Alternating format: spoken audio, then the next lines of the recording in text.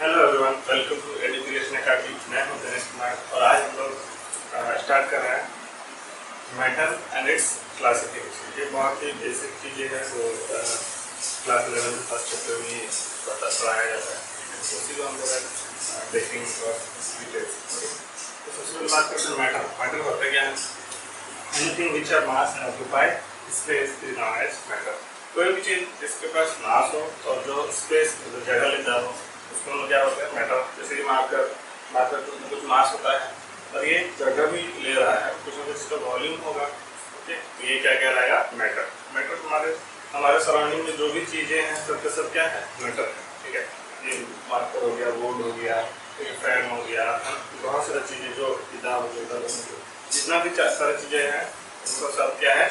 Matter है। Okay okay, तो बात करते हैं हम लोग इसका क्लासिफिकेशन का। ओके, तो यहाँ पे मैटर को हम लोग दो भाग में जनरली डिवाइड करते हैं, फिजिकल क्लासिफिकेशन और केमिकल क्लासिफिकेशन।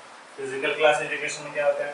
इसको सॉलिड, लिक्विड और गैस में डिवाइड किया जाता है। मतलब जो भी हम लोग अराउंड में जो भी सब्सटेंस है ना, जैसे ये मार्कर ये किस फॉर्म में है? या तो जनरली तीन ही फॉर्म में एग्जिस्ट करता है। क्या? Solid, liquid and gas. ये क्या है? सॉलिड हो गया। जैसे हम लोग पानी की बात करेंगे, वाटर, वो क्या है? लिक्विड हो गया। एयर जो हो गया, हवा है ना, वो क्या है? गैस हो गया। ओके, यानी जितना भी सब्सटेंस यदि बात करेंगे, फैन क्या है? सॉलिड है। ओके, ये व्हाइट बोर्ड क्या है? सॉलिड है। तो जितना भी सब्सटेंस है वो फिजिकली हम लोग देखेंगे तो तीन स्टेट में एग्जिस्ट करेगा। क्या? सॉलिड, लिक्विड और गैस। ओके, उसको हम लोग फिजिकल क्लासिफिकेशन में रखें। ओके, और केमिकली हम लोग इसको दूसरे तरीके से कैसे डिवाइड कर सकते हैं? तो ये जो है केमिकल क्लासिफिकेशन, इसको दो पार्ट में डिवाइड किया गया, pure substance and mixture. Pure substance and mixture. Okay, pure substance क्या होते हैं और मिक्सचर क्या होते हैं? हाँ, इसमें भी दो टाइप्स है, इसमें भी दो टाइप्स है। तो एक तरह से हम इसको डिस्कस करेंगे। ठीक है, प्योर सब्सटेंस में क्या होता है? Elements and compound. मिक्सचर में क्या होता है? Homogeneous and heterogeneous. ओके, तो हम लोग देखते हैं सब क्या होता है एक तरह डिटेल से। ओके, तो बात करते हैं फिजिकल क्लासिफिकेशन का। फिजिकल क्लासिफिकेशन में देखिए तो इसको तीन कैटेगरी में, तीन स्टेट्स में डिवाइड करते हैं। देखिए, solid, liquid and gas. Solid क्या होते हैं? जिसके पास fixed shape and fixed volume होगा। जैसे इसका बात करें, ये मार्कर है, ये सॉलिड है कि नहीं? हाँ, बिल्कुल सॉलिड है। इसका मतलब मार्कर जो है वो इसी शेप में रहेगा, है ना? ओके, सिलेंड्रिकल शेप में है ना? और वॉल्यूम भी इसका क्या है? फिक्स है, मतलब इतनी ही जगह घेरे, है ना? इससे ज़्यादा तो जगह लेगा नहीं। ठीक है, और शेप देखा जाए, शेप मतलब क्या? भाई जिस तरह है अभी वैसे ही। यहाँ से जो दूसरा जगह इसको ले जाएंगे या दूसरा कंटेनर में ले जाएंगे, उसका शेप चेंज कभी भी नहीं होगा। ठीक है, जैसे कि एग्जांपल में बात करते हैं, शुगर, आयरन, बहुत सारी चीज़ें है ना, ये तो जो है सॉलिड का एग्जांपल। ओके, तो नेक्स्ट करते हैं लिक्विड। लिक्विड क्या है? जिसके पास फिक्स्ड शेप नहीं होगा, फिक्स वॉल्यूम होगा। जैसे वाटर हम बात करते हैं, तो वाटर एक गिलास में रख देंगे तो वो उस गिलास के शेप का हो जाएगा। ठीक है, और उसको यदि कटोरी में रख देंगे तो कटोरी के शेप का हो जाएगा। जिस कंटेनर पर रखेंगे उसी शेप का वो हो जाएगा।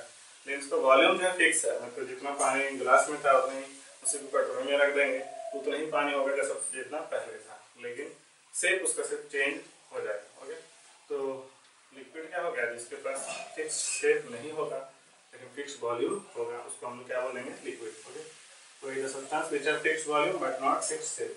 They take up the shape of vessel in which they are put. Okay? इसमें एग्जांपल क्या होगा? Water, milk, oil, mercury, alcohol, ये सब क्या है? लिक्विड है। उसके बाद बात करते हैं गैस। गैस के पास ना तो फिक्स शेप होता है ना ही फिक्स वॉल्यूम होता है। ठीक है, गैस को जिस कंटेनर में रखोगे उस वॉल्यूम का वो ले लेगा और शेप उसको तो शेप होता ही नहीं है, क्योंकि हम देख ही नहीं पाते हैं गैस को जनरली।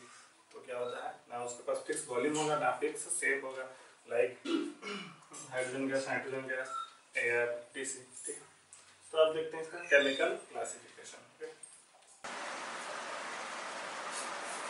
ओके, तो नेक्स्ट हम लोग बात करते हैं केमिकल क्लासिफिकेशन का। उसमें हम लोग दो कैटेगरी डिवाइड किए थे, एक मिक्सचर और एक प्योर सब्सटेंस। तो मिक्सचर होता है क्या है?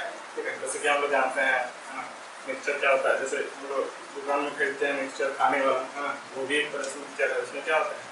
उसमें बहुत सारी चीज़ें मिलाया हुआ रहता है, बादाम मिक्स रहता है, ठीक है, बहुत सारी चीज़ें रहता है। तो उसमें जो है कोई फिक्स अमाउंट में नहीं रहता है, मतलब कोई ज़्यादा रहता है, कोई कम रहता है, कोई फिक्स अमाउंट नहीं है। किसी मिक्सचर में बादाम ज़्यादा होता है, किसी में कम होता है, तो फिर भी वो मिक्सचर ही कहलाता है। तो मिक्सचर होता क्या है बेसिकली,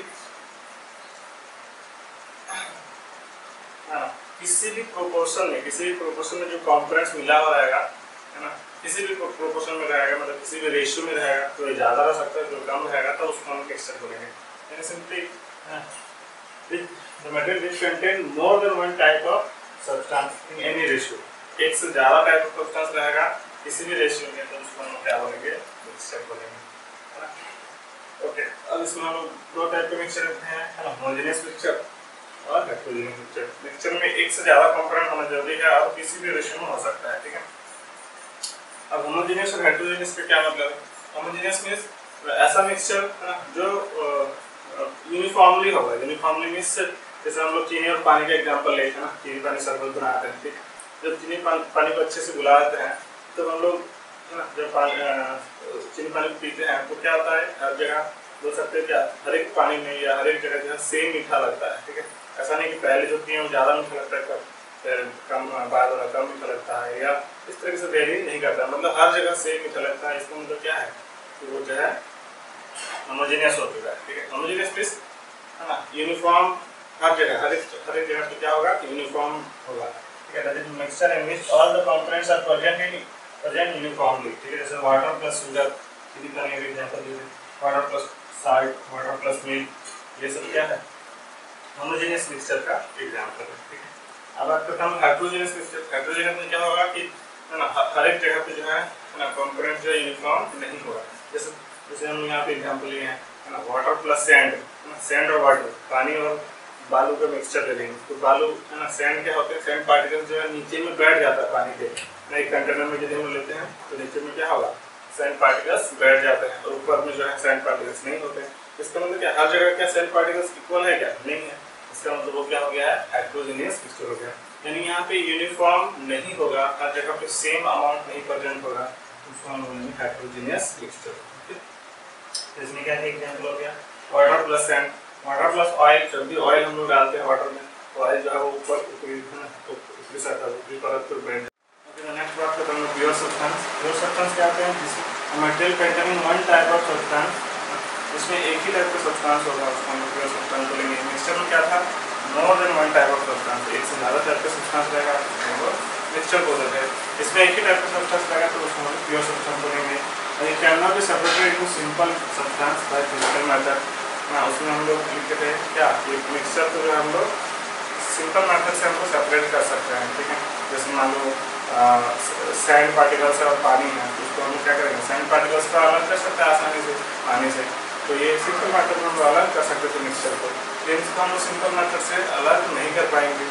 दैट मीन्स, है ना, it can not be separated in simple substance by physical method. Physical method से हम लोग इसको अलग नहीं कर पाएंगे। हम बहुत सारे केमिकल मेथड है जिससे हम अलग कर सकते हैं। एग्जाम्पल में NaCl, आयरन, गोल्ड, जैसे कि नमक हो गया, गोल्ड हो गया, आयरन हो गया, ये सब क्या है, प्योर सब्सटेंस है। इसमें दो टाइप होते हैं, एलिमेंट्स और एक कंपाउंड्स, ठीक है। एलिमेंट्स क्या होते हैं, the pure substance containing only one kind of atoms. जब एक ही टाइप के एटम्स होंगे तो उसको हम बोलेंगे एलिमेंट्स, ठीक है। जैसे कि इसमें तीन टाइप्स होते हैं, मेटल्स, नॉन मेटल्स और मेटलॉइड्स, ठीक है। जैसे आयरन Fe होता है, जिंक, कॉपर, एल्यूमिनियम, सोडियम, यहाँ पे देख सकते हैं सभी में एक ही टाइप के आइटम्स हैं। जैसे हम बात करते हैं थोड़ा सा कितना 1 kg का लोहा या आयरन ले लें, हाँ, तो उसमें क्या होगा, सिर्फ आयरन के ही आइटम्स होंगे, बहुत सारे छोटे छोटे जो आइटम्स होंगे सिर्फ किसके होंगे, सिर्फ आयरन के होंगे और किसी दूसरे का आइटम्स नहीं होंगे, तो उसको हम क्या बोलेंगे, एलिमेंट्स बोलेंगे। एलिमेंट्स जो पीरियडिक टेबल हम लोग देखते हैं, जितना भी सारा सिंबल हम दिखाई पड़ता है सबके सब क्या है, एलिमेंट्स है, ओके। अब इसमें एलिमेंट्स को 3 टाइप में डिवाइड किया जाता है, metals, non metals and metalloids. Metals, है ना, मेटल्स जैसे हो गया आयरन, कोबाल्ट, है ना, जिंक, एल्यूमिनियम, सोडियम, कॉपर, बहुत सारे एग्जाम्पल होंगे। नॉन मेटल जैसे गैसेस जितने भी नाइट्रोजन, ऑक्सीजन, हाइड्रोजन, है ना, ये सब क्या है, नॉन मेटल्स है। कुछ मेटलॉइड्स है। मेटलॉइड्स क्या होते हैं, जो दोनों तरफ प्रॉपर्टी रखते हैं, मेटल्स का भी और नॉन मेटल्स का भी, हम लोग मेटलॉइड्स बोलते हैं, ओके। बात करते हैं कंपाउंड्स का। कंपाउंड्स क्या होते हैं, इसी के टाइप से प्योर सब्सटेंस के टाइप जो है क्या है, कंपाउंड्स है। यानी ये भी एक ही टाइप का, है ना, एक ही वन टाइप ऑफ सब्सटेंस से न्यूज होना होगा, लेकिन इसमें जो है एक से ज़्यादा एटम्स हो सकते हैं, ठीक है। जैसे हम बात करते हैं NaCl, नमक जो है वो Na और Cl दो एटम्स मिलकर बना हुआ, लेकिन एक ही सब्सटेंस होगा, हमेशा जो रेशियो है ये फिक्स होगा। मतलब सोडियम और क्लोराइड हमेशा कितना भी ले लो, एक सोडियम और एक क्लोरीन मिलकर ही NaCl बनाएगा। उस तरीके से यदि हम वाटर की बात करते हैं H2O का, ठीक है, तो हमेशा H2O पानी जो है ये भी क्या है, कंपाउंड है, ठीक है, इसमें हमेशा दो हाइड्रोजन और एक ऑक्सीजन मिलकर ही जो है हमेशा कंपाउंड बनेगा। यदि एटम्स का रेशियो हम बात करेंगे तो हमेशा क्या होगा, 2:1 ही होगा, ठीक है। चाहे कोई भी पानी ले लो, चाहे तालाब का पानी लेते हैं या नदी का पानी ले लेते हैं, तो हमेशा जो हाइड्रोजन और ऑक्सीजन का रेशियो है वो 2:1 होगा। और यदि मास का रेशियो देखेंगे, मास का रेशियो कितना हो जाएगा, हाइड्रोजन का 1 होता है तो 2 हो जाएगा, और ऑक्सीजन का 16 हो जाएगा, यानी 1:8 मास का रेशियो हम लोग देखेंगे, है ना, तो हमेशा 1:8 होगा। दूसरे तरीके से हर एक कंपाउंड्स में क्या होते हैं, एक से ज़्यादा एटम्स होंगे, जैसे H2SO4 में देखेंगे हाइड्रोजन भी है, सल्फर भी, ऑक्सीजन भी है, लेकिन H2SO4 में जो हमेशा एटम्स का जो रेशियो है वो हमेशा 2:1:4 होगा, ठीक है। मतलब कितना एटम जुड़ेगा तभी एक H2SO4 का मॉलिक्यूल बनेगा, ठीक है। इस तरीके से ये होता है एटम एंड मॉलिक्यूल का। एटम क्या है, is the smallest part of an element which does not have free existence and takes part in a chemical reaction, ठीक है। जैसे हम जानते हैं, मान लेते हैं फिर से हम ये वाला एक बार डिस्कस कर चुके हैं, फिर से एक बार हम देख लेते हैं। मान लेते हैं कोई एलिमेंट है लाइक आयरन, लोहा, है ना, इसको हम लोग क्या करते हैं, डिवाइड कर देंगे, काटते जाएंगे, कट लगाते लगाते एक समय सबसे छोटा जो पार्ट आएगा, सबसे छोटा पार्ट आएगा, उसमें हम लोग क्या बोलेंगे, एटम। एटम क्या है, एटम हो गया smallest part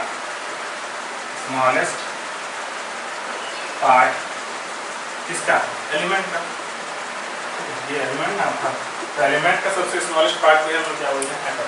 it is the smallest part of an element which does not have free existence, मतलब ये फ्रीली एग्जिस्ट नहीं करता है, तुरंत किसी न किसी से रिएक्ट कर लेता है, and takes part in a chemical reaction, और यही जो है केमिकल रिएक्शन में पार्टिसिपेट करता है। जैसे एग्जाम्पल यदि हम बात करें H2 + Cl2, ये क्या बना लेगा, HCl, H2 + Cl2 ये क्या बना लेता है, HCl। इसका मतलब क्या है, क्या यहाँ पे क्या H2 और Cl2 रिएक्ट किया, क्या नहीं, क्या रिएक्ट किया, यहाँ पे A क्या है, चलिए यहाँ का Cl, तब HCl बना। इसका मतलब है ना, ये मॉलिक्यूल है, H2 Cl2 ये सब क्या है, मॉलिक्यूल है, ठीक है। और यहाँ पे जो पार्टिसिपेट किया है, कौन पार्टिसिपेट किया है, एटम पार्टिसिपेट किया है, मतलब हाइड्रोजन है और एक Cl, ठीक है। इसको हम लोग बोल सकते हैं क्या, क्योंकि एटम जो है वो केमिकल रिएक्शन में पार्टिसिपेट करता है, मॉलिक्यूल पार्टिसिपेट नहीं करता है, ठीक है। तो वही यहाँ पर भी लिखा है smallest part of A compound जैसे हम लिए थे NaCl, H2SO4, मान लेते छोटा सा नमक का टुकड़ा NaCl है, इसको भी छोटे छोटे करते जाएंगे, तो इसको सबसे छोटा पार्ट आएगा उसको हम क्या बोलेंगे, मॉलिक्यूल, ठीक है। अब कुछ इसका भी फार्मूला वही होगा, NaCl ही होगा, इस तरह इसका Fe है तो इसका भी फार्मूला क्या होगा, Fe ही होगा, लेकिन सबसे छोटा पार्ट जो है उसको हम लोग क्या बोलते हैं, मॉलिक्यूल है। ये नमक लिए हम लोग, नमक कितना ही बड़ा हो सकता था, ओके, उसको हम लोग क्या बोलेंगे, कंपाउंड बोलेंगे, तो इसका जो सबसे छोटा पार्ट है उसको हम लोग क्या बोलते हैं, मॉलिक्यूल बोलते हैं, ठीक है। वही दिखाई the smallest part of the compound which have free existence, और ये जितना भी मॉलिक्यूल वो फ्रीली एग्जिस्ट कर सकते हैं, and does not take part in chemical reaction, और ये केमिकल रिएक्शन में पार्टिसिपेट नहीं कर सकते। जैसे देखो ये मॉलिक्यूल है H2 और Cl दोनों ही मॉलिक्यूल है, ये रिएक्शन में पार्टिसिपेट नहीं करते हैं, बल्कि है ना, दोनों को कंबाइन करके यहाँ जो एटम है, यहाँ के एक हाइड्रोजन और यहाँ के एक Cl, हाइड्रोजन क्या था, एटम था, H2 जो है मॉलिक्यूल है, लेकिन हाइड्रोजन क्या है, एटम है, यहाँ का Cl भी एक एटम है, ओके, दोनों कंबाइन किया Cl बना लिया। तो यहाँ से हम बोल सकते हैं कि एटम जो है केमिकल रिएक्शन पार्टिसिपेट करता है, मॉलिक्यूल पार्टिसिपेट नहीं करता है, ठीक है। नेक्स्ट बात करता हूँ सब एटॉमिक पार्टिकल्स, मतलब एटम्स के अंदर जो है एटम का भी जो है एटम के अंदर कुछ छोटे छोटे पार्टिकल्स प्रेजेंट होते हैं, उसको हम बोलते हैं सब एटॉमिक पार्टिकल्स, है ना, like electron, proton, neutron, positron, antiproton, neutrino, meson, anti neutrino, जैसे बहुत सारे होते हैं। तो मेनली जो इसका फंडामेंटल पार्टिकल्स है उसको इलेक्ट्रॉन, प्रोटॉन और न्यूट्रॉन, इन्हीं को फंडामेंटल या मेन पार्टिकल्स बोला जाता है, ठीक है। तो फंडामेंटल पार्टिकल्स होते हैं इलेक्ट्रॉन, प्रोटॉन एंड न्यूट्रॉन। ये सब तो मास और चार्ज याद रखना हम लोग को जरूरी पड़ता है, क्योंकि कैलकुलेशन बहुत जगह यूज होता है इसका, ठीक है। ओके, मास ऑफ इलेक्ट्रॉन कितना होता है, 9.1 × 10⁻31 kg। इसको यदि हम लोग ग्राम में लिखना चाहेंगे तो 9.1 × 10⁻28 ग्राम, है ना, ठीक है।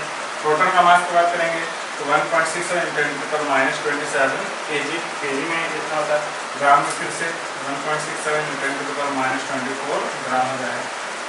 इस तरह ये भी 1.67 × 10⁻27 kg है, तो ये भी ग्राम में क्या हो जाएगा, 1.67 × 10⁻24 ग्राम। मतलब इलेक्ट्रॉन का मास कितना, प्रोटॉन देखना, न्यूट्रॉन देखना। चार्ज का बात करेंगे तो इलेक्ट्रॉन पे नेगेटिव चार्ज होता है, और कूलम में कितना होता है, -1.6 × 10⁻19 कूलम। और है ना, प्रोटॉन का जस्ट वही चार्ज होता है, लेकिन सिर्फ प्लस में होता है, 1.6 × 10⁻19 कूलम प्लस में। और न्यूट्रॉन जो है वो न्यूट्रल होता है, इसका कोई चार्ज नहीं होता है, इसमें यहाँ पे क्या लिखा हुआ है, 0। ठीक है, नेक्स्ट हम एटॉमिसिटी। एटॉमिसिटी क्या होता है, number of atoms present in a molecule is known as atomicity. किसी भी मॉलिक्यूल में कितना एटम्स प्रेजेंट है वही उसका क्या कहलाता है, एटॉमिसिटी। जैसे एग्जांपल बात करते हैं, जैसे H2O है ना, H2O में कितना एटम्स है, दिख रहा है यहाँ पे, 2 हाइड्रोजन एटम है और 1 ऑक्सीजन एटम है, ये कितना हो गया, ठीक है। मतलब एटम जो है वो अकेले होते हैं, और एक से ज़्यादा एटम्स हो गया तो उसको मॉलिक्यूल होते हैं, और मॉलिक्यूल में ही हम एटॉमिसिटी में बात करते हैं। तो किसी भी मॉलिक्यूल में कितना एटम्स प्रेजेंट है वही उसका क्या कहलाता है, एटॉमिसिटी। जैसे H2O में कितना हो गया, 3, जो पूछेंगे C6H12O6, इसका एटॉमिसिटी बताओ, तो सिंपल है, जोड़ देंगे, यहाँ पे कार्बन 6 है, हाइड्रोजन 12 और ऑक्सीजन 6, 12 18, तो 24, इसका एटॉमिसिटी हो गया। तो H2SO4 बताओ, H2SO4 में कितना एटॉमिसिटी है, तो हाइड्रोजन 2, एक सल्फर 3, 3 और 4 7 7। एटॉमिसिटी कुछ नहीं, simply number of atoms present in molecule, किसी मॉलिक्यूल में कितने एटम्स प्रेजेंट है वही उसका एटॉमिसिटी का होता है। अब classification of molecules on the basis of atomicity. Atomicity के बेसिस पे मॉलिक्यूल को भी क्लासिफाई किया गया है ना, कैसा मॉलिक्यूल, पहला mono atomic molecule. Mono atomic नाम से चल रहा है, मोनो एटॉमिक, मोनो मतलब सिंगल है ना, सिंगल एटम वाला मॉलिक्यूल में हम मोनो एटॉमिक बोलेंगे। In molecule which have only one type of atom, ठीक है। जैसे यहाँ पे देखेंगे इनर्ट गैस, ये अच्छा एग्जांपल है, पूछ सकता है मोनो एटॉमिक मॉलिक्यूल का एग्जांपल होगा, ये अच्छा है, हीलियम, नियॉन, आर्गन, ट्रिटियम, ज़ेनोन, जो इतना ये सब जो गैसेस इनर्ट गैसेस जो नोबल गैसेस बोल रहे हैं, ये सब सिंगल है ना, किसी दूसरे एटम के साथ मिक्स नहीं होते हैं, है ना, या बोल सकते हैं क्या, फ्रीली एग्जिस्ट करते हैं, सिंगल एटम होने के बाद भी ये फ्रीली एग्जिस्ट करते हैं, ठीक है। तो दूसरा होता है diatomic molecule.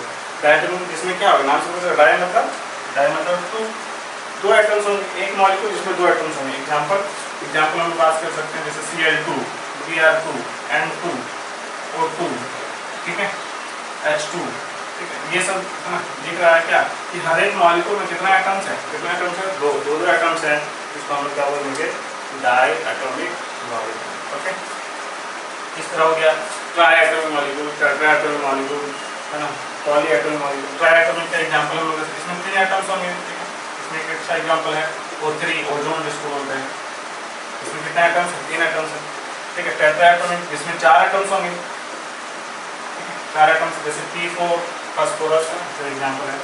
Poly atomic है ना, पॉली एटॉमिक इसमें भी है ना, जरूरी नहीं है कि एक ही टाइप का हो, जैसे यहाँ पे H2 भी ले सकते हैं, H2O है ना, इसमें कितना एटम्स हो गया, 3, इसको हम लोग ट्राई एटॉमिक मॉलिक्यूल बोलेंगे, ठीक है। ओके,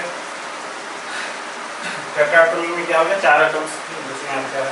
पॉली एटॉमिक में एक से ज़्यादा बहुत ज़्यादा एटम्स हैं, जैसे S8 का एग्जाम्पल है, इसमें कितना है, 8 एटम्स है, इसको हम लोग क्या बोलेंगे, पॉली एटॉमिक, ठीक है। इस तरीके से क्लासिफिकेशन होता है मॉलिक्यूल का। Thank you.